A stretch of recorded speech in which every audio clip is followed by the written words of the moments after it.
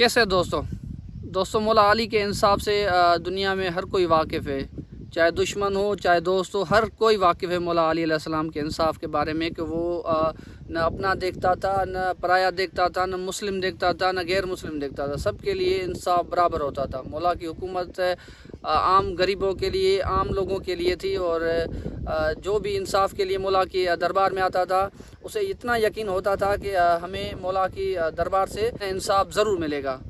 आज एक मौला के ऐसे इंसाफ की वाक़े की बात करेंगे जिसको सुनकर आपको लगेगा कि जो मुस्लिम है और गैर मुस्लिम है उससे किसी के ऊपर कोई फ़ोक़ियत हासिल नहीं थी।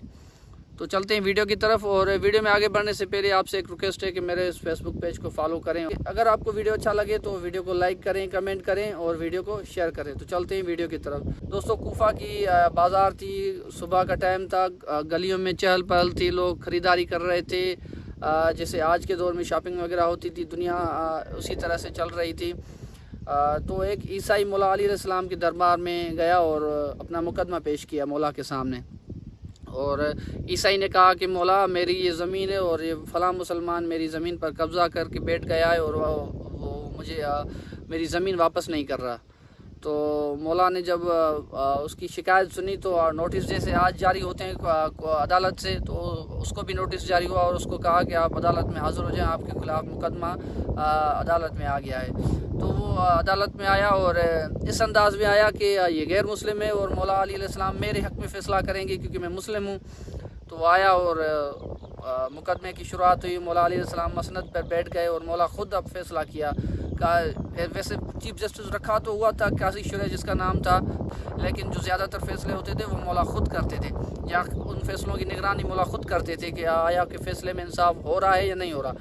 तो फ़ैसले की शुरुआत हुई और मौला अली अलैहिस्सलाम ने उनसे सबूत मांगे, दोनों की बातें सुनी और उनसे सबूत मांगे कि हाँ भाई, ज़मीन किसकी है।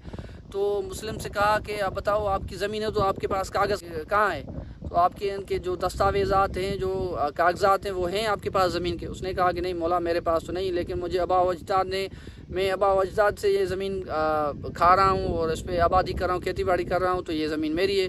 तो मौला ने कहा नहीं, ऐसे तो नहीं होगा, तो आपके पास कोई सबूत भी नहीं है। तो मौला ने गैर मुस्लिम से पूछा, ईसाई से पूछा कि बताओ कि आपके पास कोई सबूत है। उसने कहा कि हाँ मौला, मेरे पास सबूत है, ये मेरे दस्तावेज़ात हैं, ये मेरे कागज़ात हैं ज़मीन के, और ये मुझे आबा व अजदाद से ये कागज़ात मिले हैं। तो मौला ने कागज़ात देखकर और अब ईसाई के हक़ में फ़ैसला कर दिया और कहा कि अब ज़मीन इसकी और आप इसका कब्ज़ा ख़त्म करके इसको ज़मीन वापस कर दें।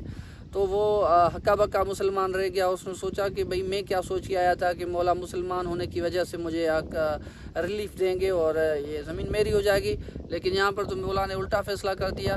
तो वो गुस्से में आग में भड़क उठा और वहाँ से दरबार से चला गया, लेकिन हाकिम वक्त के ख़िलाफ़ वो कुछ कर नहीं सकता था, तो वापस चला गया और ज़मीन उसको वापस मिल गई। तो ईसाई ये देखकर बहुत हैरान हुआ और खुश हुआ दिल में कि एक मुस्लिम की दरबार में, एक मुसलमान हुक्मरान के दरबार में मुझे इंसाफ मिला है, और मुझे तो इतना यकीन भी नहीं था कि इंसाफ मुझे मिलेगा या नहीं मिलेगा। तो वो ये देखकर मुसलमान हो गया और उसने कहा कि मौला, अगर आप इतनी बहादुरी के साथ फ़ैसला कर रहे हैं तो यही दीन सच्चा है।